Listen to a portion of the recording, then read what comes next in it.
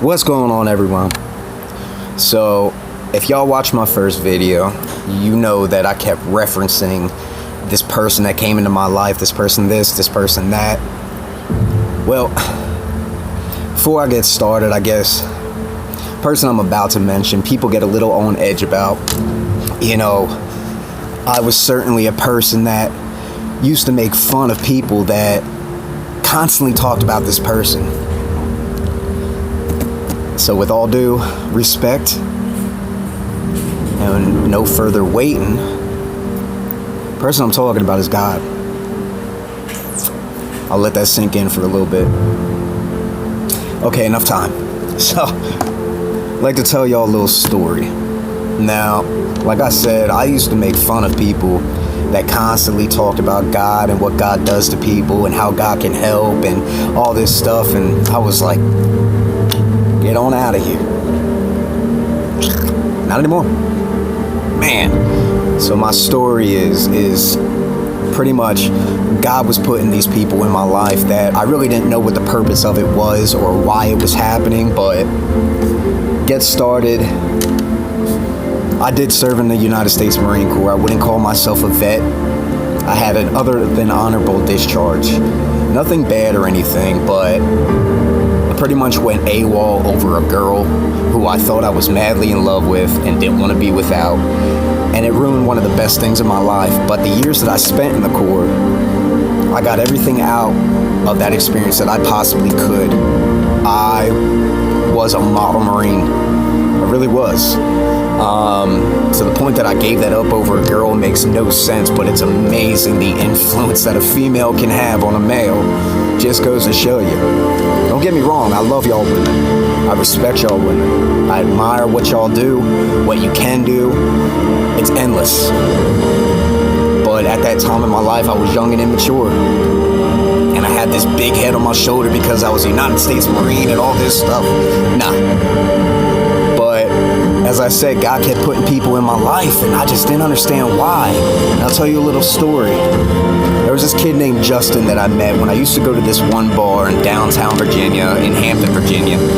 And I didn't know him for more than 5 minutes. His name was Justin. And it was me, my friend Jackie, and this kid. Spoke maybe 5 minutes to him, and then I went on my way. So I was sitting a couple seats away from him, and I was having a couple drinks, and then all of a sudden I heard people laughing. So I was like, why y'all laughing? Well, this kid Justin had his head on my friend's shoulder. Everyone thought he was joking around, you know, doing that cute little cuddling thing, whatever. No, he was overdosing.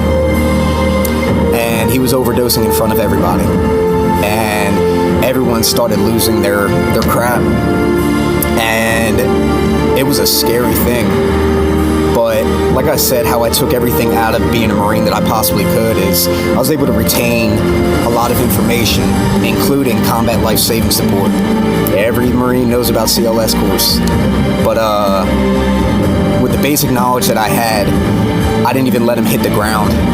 I had him on the ground, and I knew what to do. His body temperature was rising, his pulse was just very slow, so I started packing every orifice of his body with just ice, and everyone was losing their stuff, so I had to like scream and yell. I was like, call 911, you know, get me bags of ice. I was packing ice in every orifice of his body, and I started compressions because his pulse stopped. His pulse just didn't stop once, it stopped twice. His lips were turning blue. It was a scary thing. It was a scary sight, and I can understand why people get frantic and confused, and it was just a scary thing. But the fact of the matter is God put him in my life because I wasn't even supposed to be at that bar. My buddy called me 20 minutes prior saying that he needed cigarettes and for me to drop them off. I was like, all right, man, let me go get a beer, and then I'll drop these cigarettes off. Had one beer, had 2 beers. He called me, he was like, where you at? I said, I'm still at the bar. Which is, I'm sure there's a lot of people that can relate, but I ended up staying at this bar. I had no thought like, hey, I need to stay here, something's gonna happen. No, just beer, you know? But, so at this time, you know, after I was yelling at people to call 911 and everything, paramedics showed up, and I told him that his vital signs aren't stable, they're still weak. But I said I maintained compressions, his pulse stopped twice, I was able to bring him back twice, and I cared about him. Didn't know him for more than 5 minutes, and I cared about him. I cared whether he lived or died. I'm not saying that if I wasn't there he would have died, but I know that he didn't, and that's what mattered. And I cared so much that even though I only knew him for 5 minutes, I rode with him in the ambulance. I wanted to make sure that when he actually awoke that he wasn't alone. I made sure that didn't happen. I went through a lot of crap with this because I got questioned by police if I didn't know him for that, or if I knew him as long as I said I knew him, why was I there? Pretty much he was implying that I was the one that was giving him the drugs. I never sold drugs a day in my life. I just told him I cared. Now I understand their job is to find out, but the way that they went about it angered me. But I stayed there for a little over an hour getting questions with all these implications and whatnot. It's fine because I knew, true to my heart, that I was there because I cared, not for any other reason, but to make sure that he was okay. And he was. I talked to him to today. I check in with him, make sure that he's on the straight and narrow, whatever that saying is, but he's okay. It makes me feel good. Fast forward a little bit. After that happened, I got into drugs really heavy, alcohol, as I did before, but I was a functioning addict. But it got so bad that I got kicked out of the place that I was at. I was living on the streets, and my dealer at the time was like, hey, I have an extra room. You know where this goes. I was like, all right, great, cool. Now I have an in. I was like, I don't even got to leave my bedroom. That lasted 2 days before I was like, holy, no, something needs to change. I made that change really quick. 2 days I went back out on the streets. Well, those 2 days I went back on the streets, I was roaming around the neighborhood and whatnot, and I came across one of the neighbors that lived in the neighborhood, and him and his nephew were working on a car outside, and I just subtly asked him if they needed any help.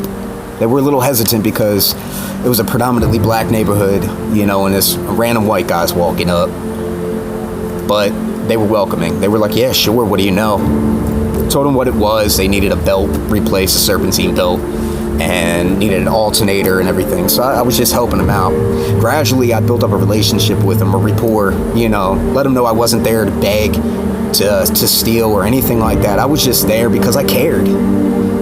So, you know, he was like, dude, just come around every day. He started giving me food, giving me cigarettes. At the time I did smoke. I don't smoke anymore. But he cared. He seen that I was genuine. He was being genuine back. It was just a mutual friendship. Mind you, this guy was like 60-some years old. His nephew was younger than me. That doesn't matter, man. God is love, love is God. Change. If you're going through anything, if you have anxiety, depression, suicidal, PTSD, anything, you make the change. You have to do it, and only you can do it. And once you start doing it, you're going to notice a change. You're going to notice a major change in your personality, the way that you think, the way that you comprehend the world. It's a beautiful thing. I've changed the people that I hang out with. I hang out with godly people. I'm not talking about that crazy, like, oh, you need this, you need that, like that crazy Catholicism stuff, whatnot. But Roman Catholic, there we go, that's what I was looking for. But just people who are productive, who are conducive to my development, that's who I surround myself with. I don't swear anymore. I don't smoke cigarettes anymore. I don't drink. I don't do drugs. I even stopped biting my nails. Look at that. Bam. I ain't ever said that a day in my life. It's just little changes that just combined all into one that just made me a better, well-rounded person.